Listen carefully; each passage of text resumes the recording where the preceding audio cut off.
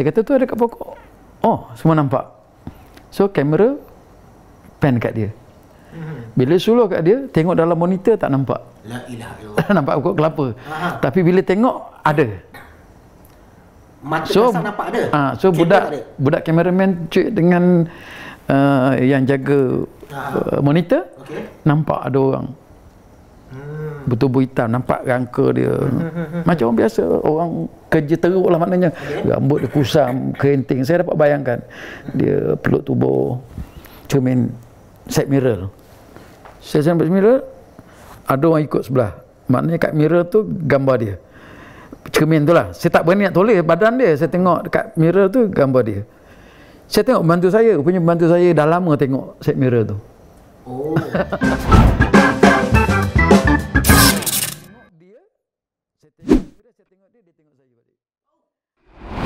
Assalamualaikum warahmatullahi wabarakatuh. Salam madani kepada semua para penonton kita dalam rancangan ataupun program kita Sembang Songkok Tinggi, Sembang Tak Kosong Tapi Berisi.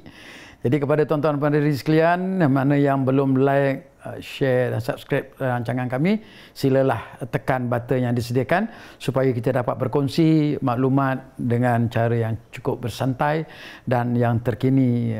Info-info yang bermanfaat ini kita perlulah berkongsi sama.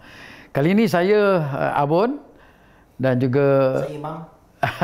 kami berdua akan mengupas satu tajuk yang cukup misteri dan juga menjadi perbualan hangat jugalah yang sering diperkatakan antara percaya dengan tidak, kerana ia sentiasa bermain dalam masyarakat kita, iaitu alam ghaib. Baik, kita teruskan persoalan kita kepada Imam. Tentunya kita ni sering bercakap tentang dosa, pahala, syurga, neraka, malaikat dan kisah-kisah Nabi dalam Al-Quran pun mengatakan alam ghaib ni.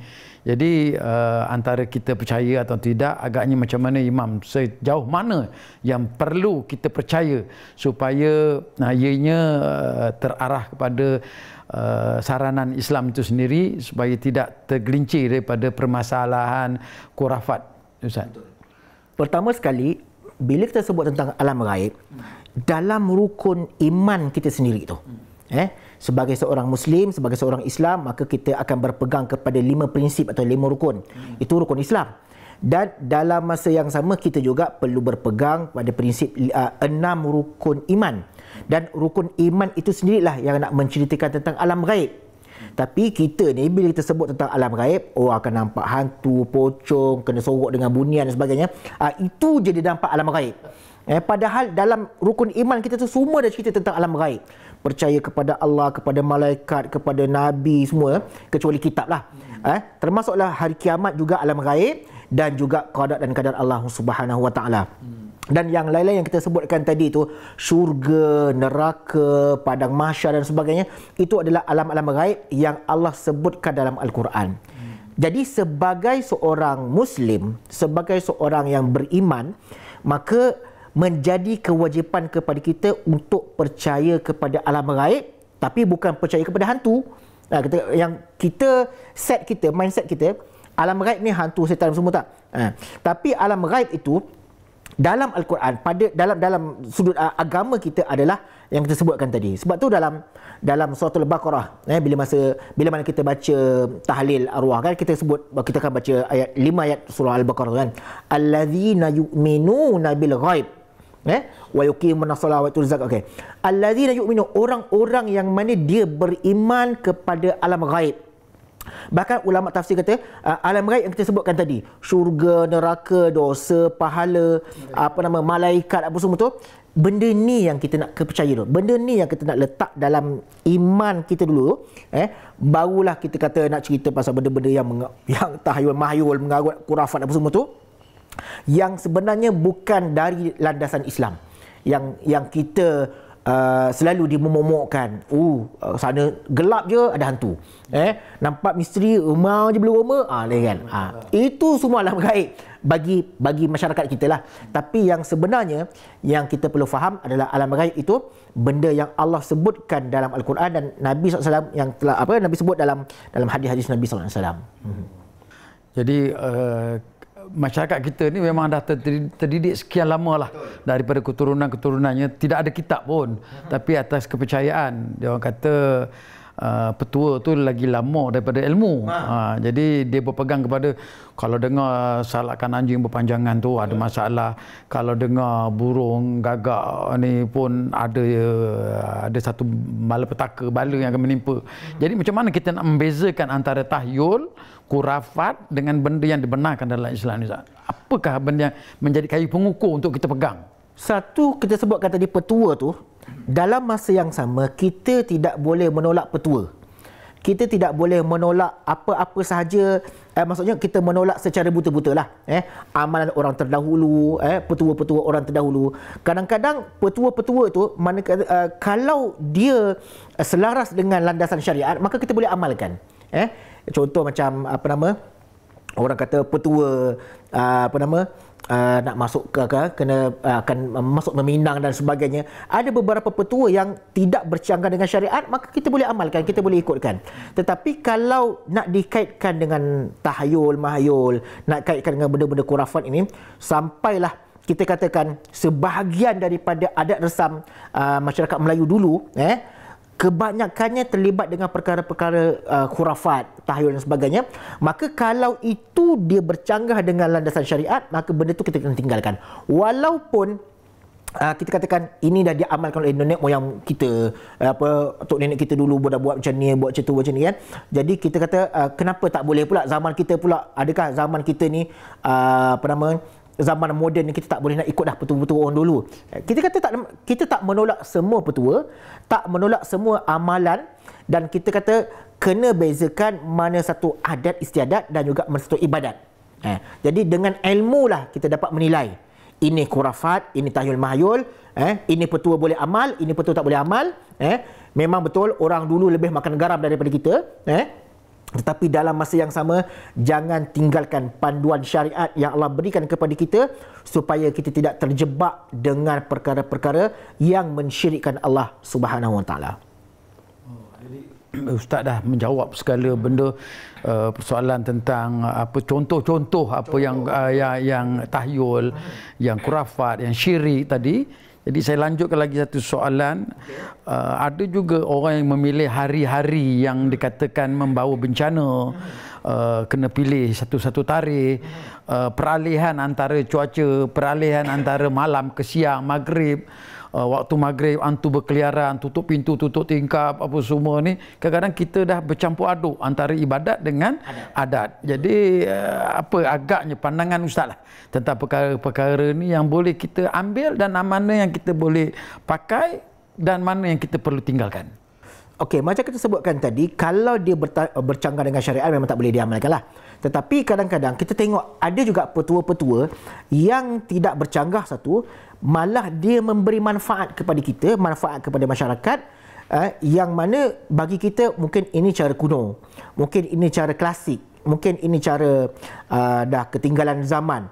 Tetapi kesesuaian ataupun manfaat bila mana kita melakukan hal demikian, maka tidaklah menjadi masalah kalau dapat dibezakan antara adat dan juga ibadat. Satu.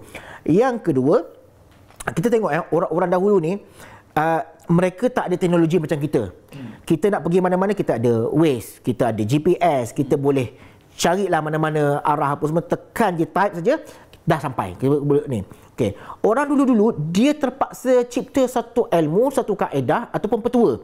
Macam mana nak sampai kat tempat tu, macam mana, apa dia punya landmark, apa dia punya kita kata tanda-tanda. Okey, saya nak pergi ke Kedah. Okey, mesti melalui Perak dulu. Okey, mesti jumpa Gua Tempurung dulu, mesti jumpa Ipoh dulu. Jadi dia ada road, ada tempat untuk menjadikan rujukan untuk kalau dia nak pergi ke Kedah, daripada KL nak pergi ke Kedah, tiba-tiba tak jumpa Gua Tempurung, tak jumpa Ipoh, tiba-tiba jumpa Batu Pahat, jumpa Muar, ini dah sesat.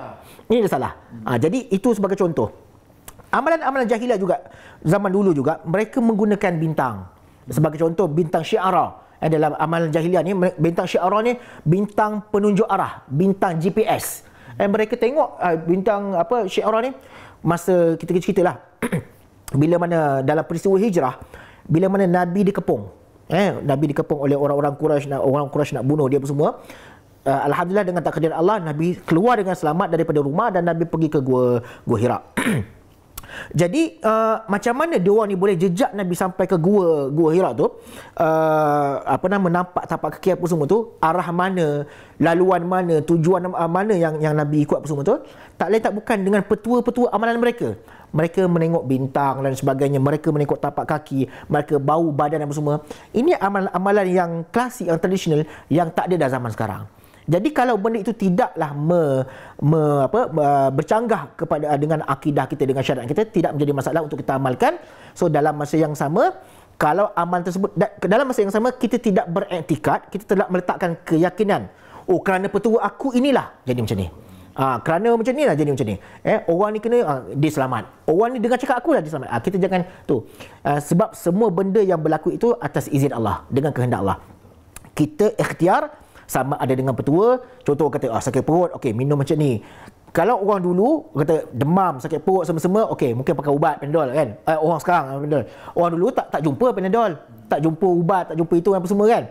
Jadi dia ada petua, mungkin makan sirih ke, makan daun ke, makan jamu ke apa ke. Berbeza keadaan, berbeza zaman dan berbezanya kaedah. Matlamat yang sama. Asalkan jangan bercanggah dengan Islam.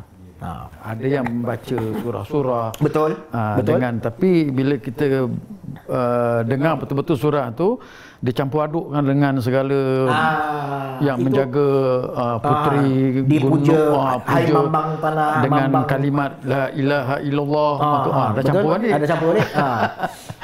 Itu saya rasa ada pilihan untuk kita lah. Betul. Satu lagi, kita berkongsi pandangan lah, sebab alam gaib ni memang dah sinonim dengan rakyat Melayu kita lah terutamanya. Saya rasa semua bangsa pun percaya benda ni, tapi berbeza cara kaedahnya. Macam kita dengan alam bunian. Bila sebut alam bunian ni adalah alam gaib. Dan dia ni bermasyarakat seperti kita, bertubuh macam kita, tapi ada tanda-tanda yang membezakannya, serta negaranya tu lebih digambarkan dalam filem, dalam TV, satu yang bersinar, bersih, yang nampaknya orang kata lain lah dengan kita dapat agak dengan gambaran-gambaran yang diberikan tu.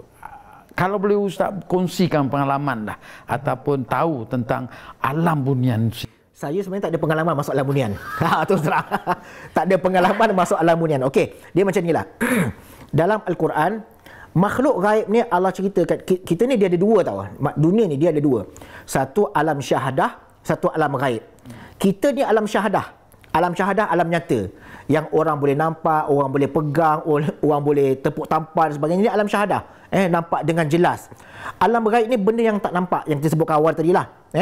Cuma makhluk-makhluk gaib yang kita sebutkan, selain daripada yang Abang Abul sebut, bunian, alam bunian, lepas tu jin ke apa semua. Dalam Quran disebut jin je. Jin, syaitan, jin, iblis, itu dia alam gaib termasuklah malaikat. Tapi yang kufur kepada Allah SWT itulah syaitan, jin. Dan jin juga dia ada yang beriman dan ada yang kafir. Ada yang beriman dan ada yang tidak beriman. Wa anna minal muslimun wa anna minal muslimun wa minal qasitun. Ada jin yang beriman, ada jin Islam, ada jin bukan Islam. Okey, jin yang Islam ini yang Allah sebut wa ma khalaqtul jinna wal insa illa liya'budun. Khitab ataupun perintah Allah SWT ni, Allah perintahkan, tidak aku ciptakan jin dan manusia melainkan untuk semata-mata untuk beribadah kepada aku. Maknanya syariat ini ataupun ibadah ini, ketaatan ini adalah ditujukan kepada jin dan manusia. Mana di situ menjadi dalil kepada kita, jin ini ada yang beriman, ada yang solat, ada yang bayar zakat, ada yang pergi haji sebagainya. Dia ada kehidupan, ada syariat mereka. Manakala yang bukan Islam, yang tidak Islam, yang jahat dan sebagainya, itu seperti yang kita maklumlah. Okey. Satu lagi yang alam bunian ni, berdasarkan pengetahuan saya lah ataupun berdasarkan ilmu saya, alam bunian ni dalam bahasa Arab. Bunian ni maksudnya bangunan. Binaan. Bunian ni bangunan atau pembinaan. Jadi orang Melayu kita dia ambil perkataan bunian itu, binaan ataupun kita katakan bangunan ataupun binaan itu, dan direlatekan pula dengan alam-alam gaib ni. Kita peribadi saya tak nafikan alam gaib ataupun alam bunian tu memang wujud, memang ada. Alam gaib wujud ada. Kita tengok dalam kisah Nabi Sulaiman alaihissalam. Sejarah bila mana Nabi Sulaiman mentadbir manusia. Nabi Sulaiman boleh menguasai haiwan-haiwan. Bahkan jin pun tunduk daripada kerajaan jin pun duduk di bawah kerajaan Nabi Sulaiman alaihissalam. Dengan cerita Ratu Balqis dan sebagainya. Maknanya mereka ada kerajaan, mereka ada pembangunan, mereka ada masyarakat mereka sendiri. Macam kita kata tadi, bezanya Islam dengan tak Islam. Sampai ke alam Melayu saja yang namakan bunian tu. Kita pergi dekat negara Arab cakap, tahu tak alam bunian? Dia orang tak tahu alam bunian. Kita yang meletakkan nama. Sebenarnya alam bunian itu adalah alam jin. Alam bunian tu adalah alam jin. Orang yang kena sorok dengan alam bunian, orang yang kena sorok itu ini semuanya, dihilang ke apa, gaib ke apa, alam jin je. Dia kena sorok dengan alam jin. Betul ataupun tidak, yang ni kita nak cerita. Zaman Nabi SAW, zaman Nabi, satu hari Nabi pernah bercerita dengan isteri-isterinya, termasuklah Sayyidina Aisyah. Nabi cerita tentang, kamu tahu tak cerita tentang kurafat? Nak tahu tak cerita tentang kurafat?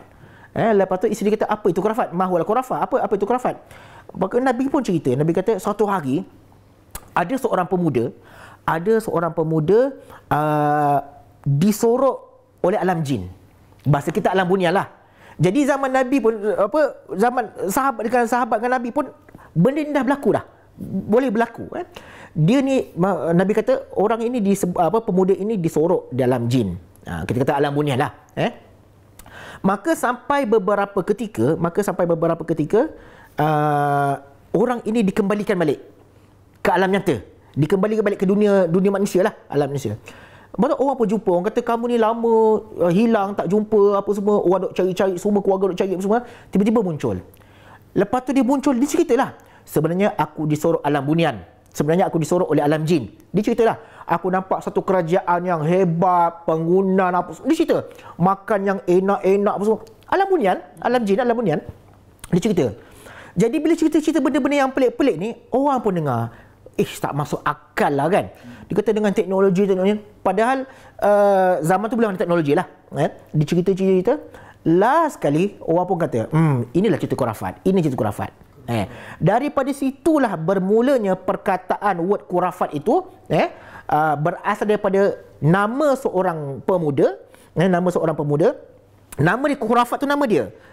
Yang suka bercerita tentang pelik-pelik. Jumpa orang cerita, aku pernah masuk alam bunian. Jumpa orang, aku pernah masuk alam jin. Aku pernah kena sorok dengan bunian. Semua cerita. Orang kata, inilah cerita kurafat. Inilah cerita kurafat. Sampailah lekat nama kurafat itu, sampailah kepada kita. Cerita ini dikisahkan dalam kitab Syama'il Muhammadiyah, ini oleh Muhammad Tirmizi, dalam sebuah hadis yang agak panjang. Dan hadis itu adalah sahih. Sebab tu kita kata, alam bunian ni wujud tak wujud? Ada orang kata tak percayalah alam bunian mengarut. Yang mengarut tu sebab kita letak nama.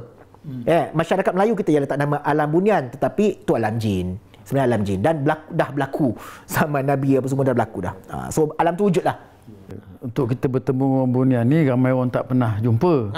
Tapi kalau kita bertemu dengan orang boyan, ramai. Saya pun. Boyan dengan bunian dekat-dekat. Satu lagi, Ustaz, kita nak cerita pasal tentang yang kurafat. Apakah hukum apabila kita percaya tentang benda-benda yang macam gitu, dan pernah juga dikisahkan daripada benda-benda yang hidup seperti sotong yang orang kata meramal Piala Dunia 4 tahun dulu, dan juga batu cincin, tangkal azimat yang boleh mendatangkan kekebalan bagi seseorang, jadi penawar penyakit dan sebagai orang kata pendinding bagi diri. Kalau kita percaya dengan benda-benda macam itu, macam mana? Okey, tak salah kalau kita katakan bukan tak salah percaya. Percaya tu dah memang dah benda-benda yang syirik lah. Okay? Tapi kalau contohlah dari sudut perubatan, kalau kita nak ikhtiar dengan menggunakan apa-apa amalan-amalan petua ataupun tradisional, klasik dan sebagainya, kalau benda itu kita tak meletakkan sebagai satu iktikad pegangan kita, maka itu tidak menjadi masalah. Sama juga kalau zaman moden pun, kita makan ubat, kita makan Panadol, tapi dalam masa yang sama, iman kita, iktikad kita, Allah sembuhkan. Makan Panadol itu untuk ikhtiar. Makan Panadol itu adalah ikhtiar kita. Tapi Allah yang sembuhkan. Ataupun saya tak naklah makan ubat moden, saya nak makan jamu je. Saya nak ambil petua ni saja. Saya nak ambil petua ni. Walaupun demikian, tetap iman kita jangan berubah, etikad kita jangan berubah. Yang sembuhkan penyakit kita Allah. Itu betul. Kemudian itu kaedah dia. Jadi kita jangan letakkan ini sebagai asbab, batu cincin, air penawar sebagainya. Kita tak nafikan di manusia ni kadang-kadang, sebab di kalangan kita ada yang kita sebut sebagai wali Allah lah, yang Allah berikan kelebihan kepada dia. Kalau Nabi ada mukjizat, kalau Nabi ada mukjizat. Kalau para ulama ni dia ada karamah, ada kemuliaan yang Allah berikan kepada dia, bukan dia minta. Bukan kita nak minta, bagilah aku karamah, bagilah aku satu magic, satu perkara yang ajaib luar biasa yang boleh ting jadi duit, ting boleh kan, ting boleh hilang. Tapi Allah yang bagi dengan asbab dia ni sangat patuh, sangat dekat pada Allah Taala dengan amalannya, dengan zikir dan sebagainya. Boleh jadi Allah berikan karamah kepada dia, macam para wali, ulama-ulama terdahulu, ulama Islam sebagainya. Okey, yang itu manusia biasa ataupun para ulama ni Allah boleh bagi benda tu, tanpa diminta dan sebagainya. Baik, pada tadi soalan tadi tu, sejauh mana kalau kita nak beramal atau kita nak letakkan kepercayaan itu, yang menjadi kayu ukur tu adalah jangan sampai kita nak meletakkan satu kepercayaan, keyakinan benda ni lah yang sembuhkan aku. Batu cincin ni lah yang paling mujarab. Batu cincin ni lah yang paling mujarab. Bahkan dia hanyalah semata-mata batu. Bahkan dia adalah semata-mata batu. Sama juga kalau kita katakan zaman moden, kita kata benda inilah yang banyak membantu aku, benda inilah yang banyak menyelesaikan masalah sebagainya. Ataupun kita bertuhankan kita bertuhankan duit kita. Duit lah selesai penyelesai segala masalah apa semua kan. Money is everything apa semua kan. Itu saja itu saja yang kita katakan, kita dah nampak kat situ, itulah antara amalan khuraf ataupun benda-benda yang syirik ataupun benda-benda tahayul, yang mana kita meletakkan kebendaan itu yang boleh menyelamatkan manusia, menyelamatkan nyawa, menjadi pendinding ke, menjadi kebal ke apa ke. Ada duit kebal, ada duit boleh selamat kan. Berbeza zaman dulu, kau ada ilmu, ada tangkal, ada apa semua, boleh selamat. Tapi itulah zaman berbeza itu jadi lain lah. Tapi mesti kita letakkan, ikhtiar kena ada, usaha kena ada, tetapi etikad kita, iman kita, semua yang berlaku, yang bergerak, yang menyembuhkan, yang memberi mudarat, yang beri manfaat itu adalah Allah Subhanahu Wa Taala. Satu lagi, kalau kita berilmu dengan alam-alam gaib dan kita belajar dan kita terlampau mengkaji secara mendalam, secara detail, kita fokuskan kepada alam gaib dan kita mengamalkannya untuk kita memperolehi, kita masuk ke dalam gaib itu, sehingga kan ia menjadi satu tuntutan bagi dia untuk mengkaji lebih daripada yang lain tu. Macam mana agaknya tu?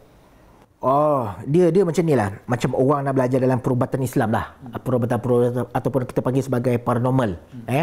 Mungkin dia nak jadi bomoh ke kan? Dia nak jadi pawang ke, ataupun kita kata dia nak jadi pengamal perubatan Islam lah. Maka sedikit sebanyak dia kena tahu alam gaib.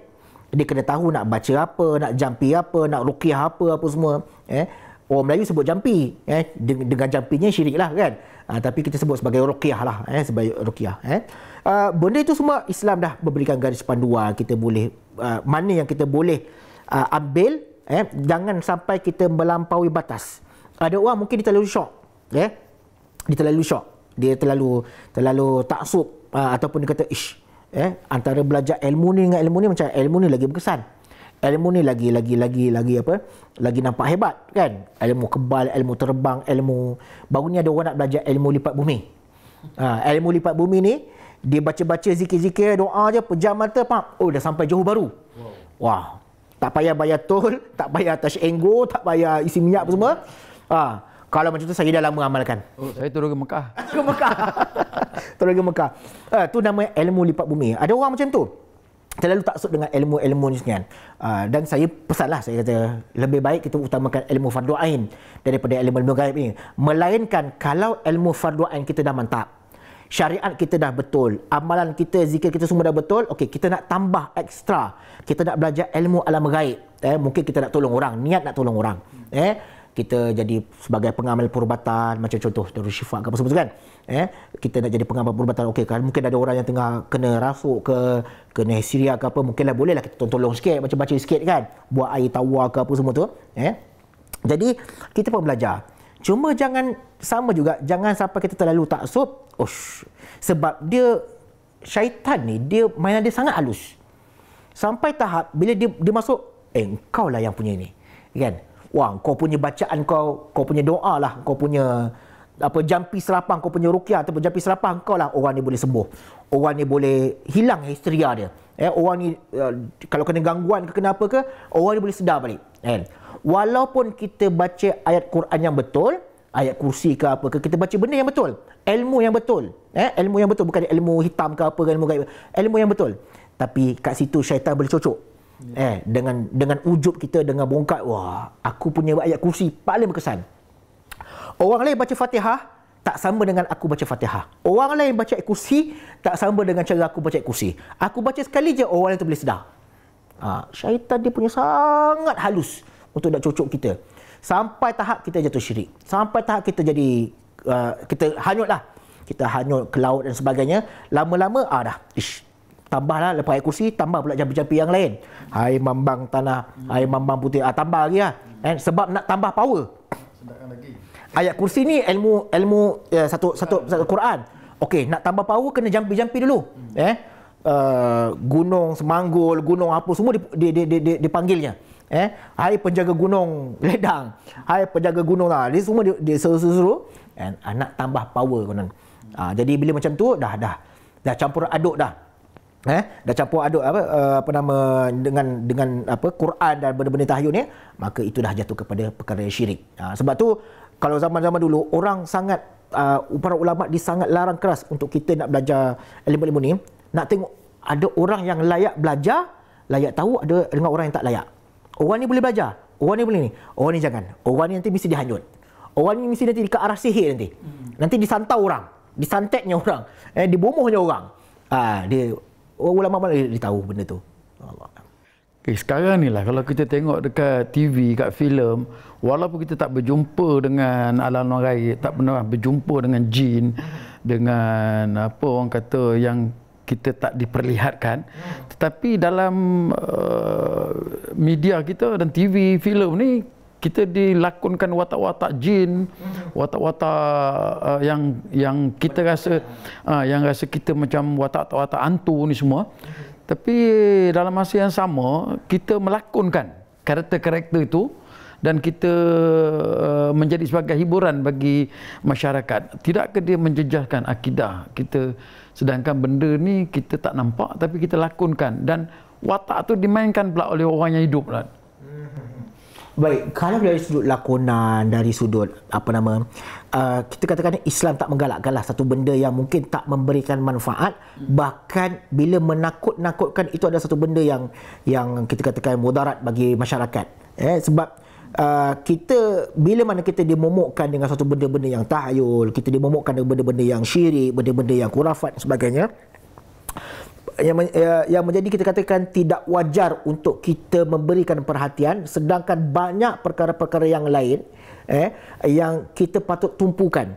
Kalau kita pergi di negara-negara, kita katakanlah negara yang lebih maju daripada kita, tak kisahlah negara Arab ke negara Barat ke negara mana ke, ada setengah mereka yang mereka tak ambil indah pun bab supernatural ni, benda-benda paranormal ni apa semua ni, bab hantu ke apa semua ni, kata zaman sekarang mana ada dah. Okey, kalau kita tak beri peluang, kita tak promote dia, memang alam kita berbeza. Alam nyata, alam syahadah dengan alam gaib ni memang alam yang berbeza. Tapi kita bawa perwatakan dengan wajah, dengan muka kita yang bawa ke alam nyata. Kita menggambarkan suatu susuk tubuh yang menakutkan, rambut panjang berebang apa semua kan, terbang terapung di udara. Kita yang mempromotkan dia. Sedangkan kita tak dituntut untuk nak mempromotkan dia. Jadi lagilah mereka suka, lagilah jin-jin apa semua. Bahkan benda itu dari sudut negatifnya, masyarakat kita akan jadi takut. Anak-anak kita apa semua takut nak keluar malam, nak pergi surau, nak pergi mengaji apa semua tu. Akhirnya kita ngomong, jangan balik ni kan, kena ada hantu apa semua ni kan.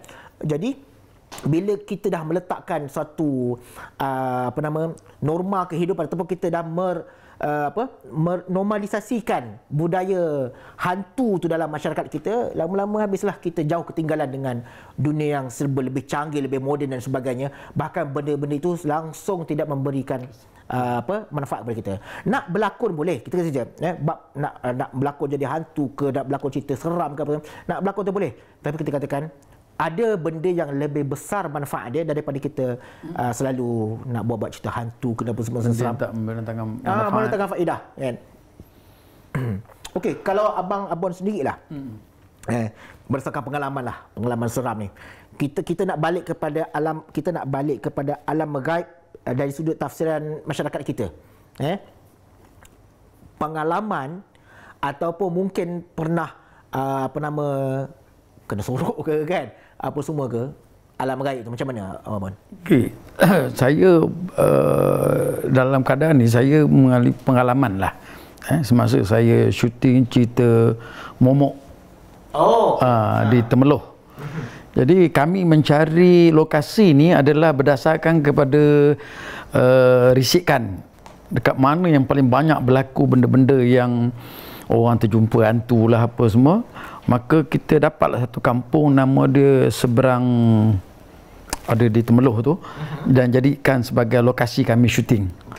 Jadi dalam masa penggambaran tu, dia orang punya budaya hidup dia, lepas maghrib dia tidak balik ke rumah. Dia lajak pergi ke isyak. Lepas isyak, habis doa, baru dia akan keluar beramai-ramai dalam masjid. Dia akan keluar bersama berkumpulan. Jadi di jalan sampai rumah dia akan keluar lah, masuk rumah, masuk jalan sampai. So saya bertanya, kenapa? Saya kata benda ni dah berlaku lama dah. Sebab apa? Memang kalau dia terpisah daripada kumpulan tu, dia akan diganggu dan akan nampak benda-benda yang pelik apa semua. Benda tu berlaku sampai sekarang ni.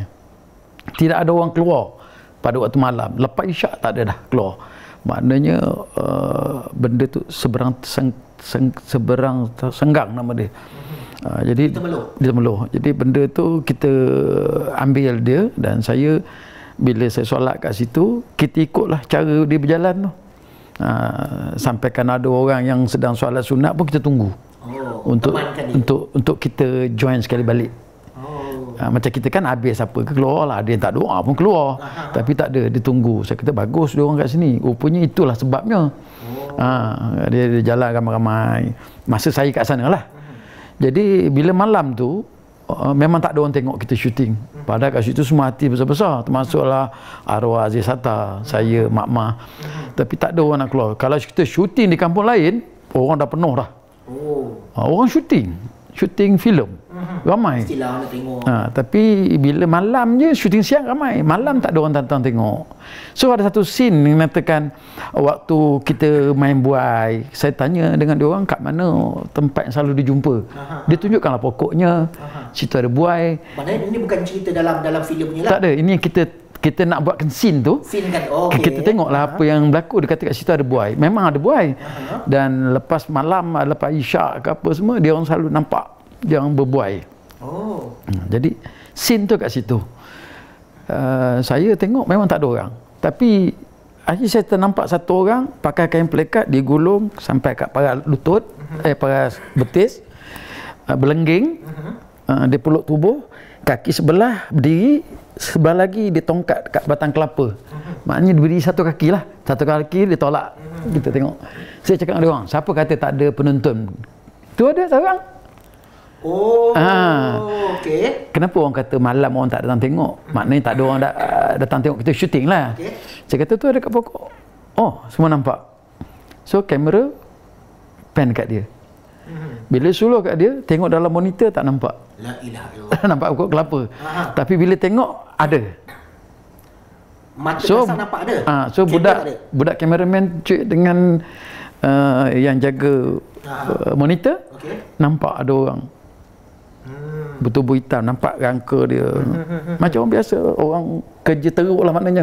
Rambut dia kusam, kerinting. Saya dapat bayangkan. Dia peluk tubuh. Dia kata, tengok dalam monitor tak ada. Tengok betul ada. Okey, rap. Tutup. Satu. Tak lagi masa nak balik. Saya ada kerja di KL, dalam masa yang sama saya syuting di Temelloh. Saya orang kata di antara yang watak utama lah dalam cerita Momok tu. Momok the movie. Saya balik KL, lepas Temelloh ada atas highway, dalam 10 minit perjalanan daripada Temelloh saya bawa Nazar, pembantu saya bawa, saya duduk sebelah sini driver, saya belah sinilah.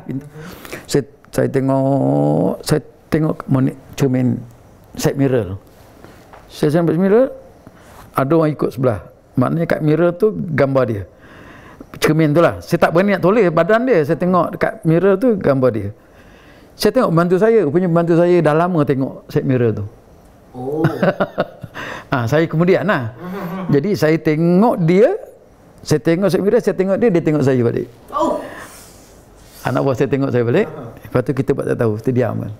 Sampai kat Tol Gombak, saya tanya, nampak tak apa yang aku nampak? Dia kata, dah sampai bersembang? Dia kata dia dah nampak lama dah. Sama ada dia terbang, sama ada dia apa, tapi dia tetap kat situ. Paling tidak pun dia jauh, dia dapat balik. Jauh, dia dapat balik. Itu masa balik pada syuting? Balik daripada syuting dalam pukul 1 lebih lah. Jadi saya tak pernah pun cerita benda ni dekat halayak. Saya dengan anak buah saya, dia tahu kalau saya nampak seorang mungkin tipu atau hayalan sebab kita penat. Betul. Tapi kalau dia dah sahkan dia nampak daripada awal lagi dia dah nampak, diikut kita satu. Dan yang lain-lain tu kalau nak cerita saya kata tak sempat kita untuk sini. Sebab saya di antara orang yang tidak percaya. Saya di antaranya. Sebab itu ada orang nasihatkan saya, kalau tak percaya jangan sampai menghina. Kalau percaya jangan sampai taksub. Tak percaya jangan sampai menghina. Kalau tak percaya jangan sampai menghina. Tak percaya jangan sampai menghina. Kalau percaya jangan sampai taksub. Itu dia cakap dengan saya. Dan saya diperlihatkan satu persatu. Dan kadang-kadang saya berkongsi dengan orang juga, takut saya ni dipukau ke, saya dia ada alam yang antara sedangan tidak ke. Saya bawa keluarga saya. Saya bawa keluarga saya pergi ke tempat tu, memang betul lah. Dia nampak, dia ambil lah apa yang dia nak. Kalau kita nak gelang, nak cincin, nak rantai. Tapi masalahnya sampai sekarang ni saya tak tahu. Kalau saya hantar kat kedai emas tu, saja saya tanya, dia tanya saya balik, ini emas ni harta lama, emas lama, dia kata. Dia tak kata 916 ke 999, dia kata ni emas lama. Dia bukan tiruan, tapi dia tak berani nak beli. Jadi kita simpan lah. Maknanya benda tu ada. Benda tu ada lah. Duit yang saya ambil pun ada kat saya. Saya ambil sekadar nak, dia tanya saya berapa banyak, dia kata sekadar untuk saya percaya lah benda tu wujud. Saya dapat lebih kurang dalam RM90 lah, 10 ada 9. Tapi yang bawa saya pun dapat sebab saya. Kalau tidak pun diminta dia takkan dapat, tengok rezeki. Jadi saya bagilah sama 3 orang tu, bagilah langsung 30. Saya belanja 20, 10 lagi saya nak beli koyak. Jadi tak laku. Maknanya duit tu boleh beli lah. Saya dah pakai 20, kalau tak koyak saya dah beli dah. Jadi saya diperlihatkan. Betul. Saya jumpa benda tu apa yang Imam cakap, dunia akhirat itu memang ada. Betul. Dan saya di antaranya yang bernasib baik lah. Saya berada dalam situasi yang macam gitu. Dan sekarang ni saya jadi orang yang percaya. Daripada tak percaya sampai saya tahu benda tu. Sebab tu kalau kita tengok dalam Al-Quran pada Allah sebut innahu huwa wa qabiluhu min haitsu la tarawnahum. Alam ghaib ni, jin, syaitan, hantu apa semua ni, hantu tak ada dalam Al-Quran, jin, syaitan ni lah. Kita tak boleh nampak dia. Sebab tu kita rasa kita takut. Kita tak boleh nampak dia. Tapi dia boleh nampak kita. Dia boleh nampak dia. Dan kita boleh nampak dia dengan beberapa keadaan sahaja. Macam kita sebutkan tadi, mukjizat, karamah, ataupun ada orang Allah bagi dia khasyaf. Allah buka sedikit hijab dia, mungkin sekali dua sahaja dia boleh nampak. Sekali dua saja itu pun dah seram. Dia boleh terserempak ke, kena sergah ke, kena apa ke, dia boleh nampak. Tetapi benda itu bukanlah satu benda yang kita katakan memang manusia ada kebolehan boleh tengok alam gaib. Betul. Tak ada. Alimul ghaibi wasyahadah. Allah sahaja yang tahu tentang alam gaib itu. Kalau dalam surah An-Naml sebut apa? Qul la ya'lamu man fis samawati wal ard ghaiba illa Allah. Allah yang mengetahui apa yang ada di langit, apa yang ada di bumi, dan juga benda-benda yang berada di alam gaib ni. Kita nak tahu tentang meramal masa depan ke apa benda tu semua tu, benda-benda yang ni ada satu benda yang agak mengarut. Kalau kata dia ni boleh tengok nasib orang, dia ni boleh meramal masa depan, ini semua ni ini pawang-pawang bumbu ni apa semua ni, ini satu benda-benda yang mengarut. Sebab manusia takkan boleh tengok alam gaib, takkan boleh nampak alam gaib, ataupun nampak hantu jin setan sekalipun, nak kata rasa boleh rasa lah. Contoh tiba-tiba remam bulu roma. Kenapa remam bulu roma? Saya rasa seram lah kan. Ada lah tu kan. Itu terasa. Kalau ikut betul. Kalau ikut logiknya ilmu perubatan Islam, kenapa boleh jadi macam tu? Sebab syaitan ni api. Kan? Jin syaitan ni kan dicipta daripada api. Jadi bila dia hampir pada kita, dekat pada kita, tu yang panas tu. Bahang tu terasa bahang panas bergema ni kan. Itu kita rasa. Tapi nak sampai ke tahap kita nampak tu mustahil. Kecuali Allah bagi sekejap je. Allah bagi. Tengok. Nampak. Berani ke takut ke apa kan? Atau kita tu, ni boleh buat kawan ni. Sudah. Itulah ramai orang kata hantu tapi tak ramai orang yang jumpa. Betul. Dan ada satu lagi Ustaz. Saya diberi satu barang lah. Maknanya jenis kayu. Kalau kita pegang kayu tu, dia letak asid, kita celup asid tangan kita, tidak akan kesan. Okey. Tapi kalau dia ambil kertas, letak kat asid, kertas terbakar.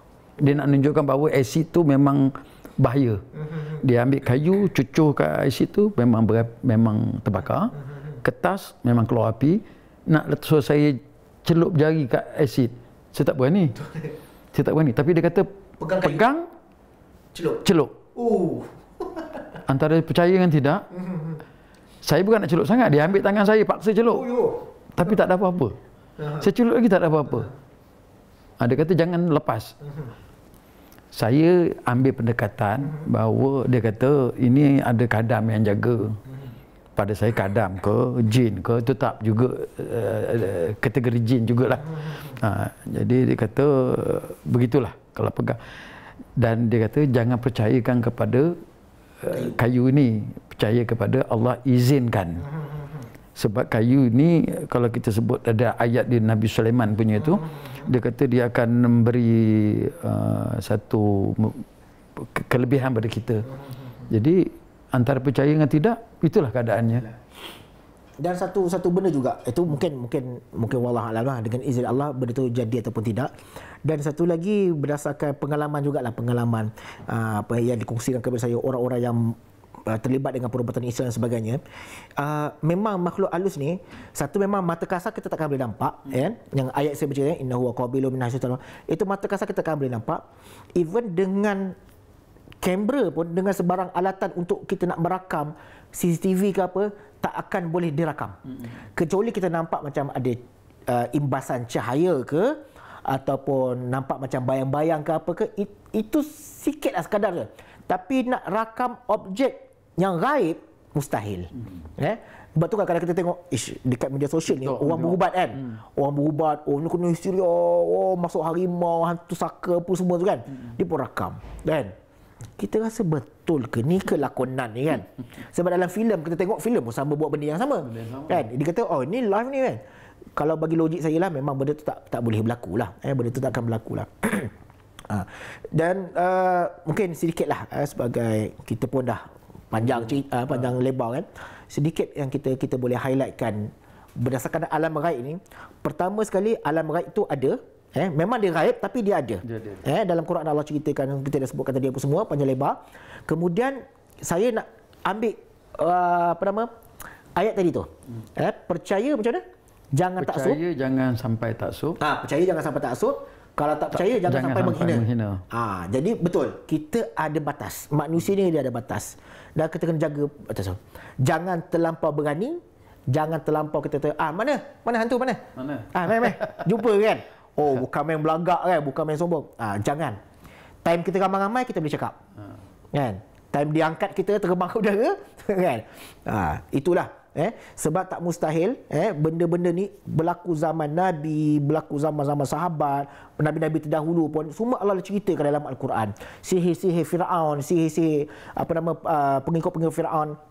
Bila mana Allah kata Allah sebutkan dalam Al-Quran bila mana Nabi Musa datang wa alqima apa yang ada tangan kamu wahai Musa Nabi Musa kata apa qala hiya asa, ini ada tongkat atawakkau ilaiha wa ahushu biha ala ghadam.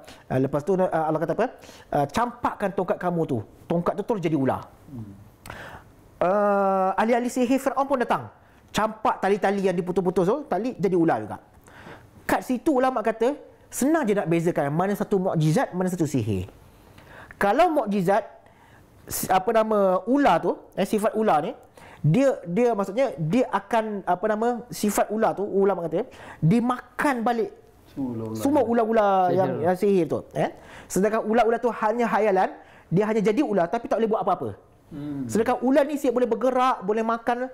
Ini ularnya tu. Ini adalah mukjizat. Beza mukjizat dengan sihir.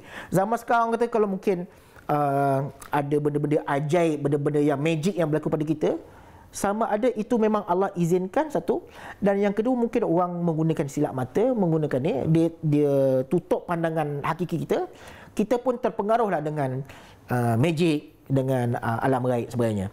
Dan kita tak nafikan magic ni memang boleh berlaku. Itu trik aja kan. Orang nak suruh itu suruh ni, itu trik je dengan kemahiran yang dia ada. Tapi kalau dia melibatkan unsur-unsur syirik tu, itu memang kita Islam tolak lah. Islam tolak benda-benda macam tu, benda-benda yang syirik benda semua.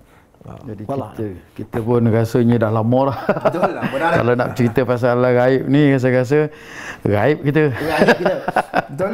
Jadi kepada hadir penonton kita sekalian, nampaknya setakat ni saja kita dapat berkongsi pengalaman tentang tajuk alam gaib, dan atas kupasan Ustaz tadi kita dapatlah sikit sebanyak untuk berkongsi.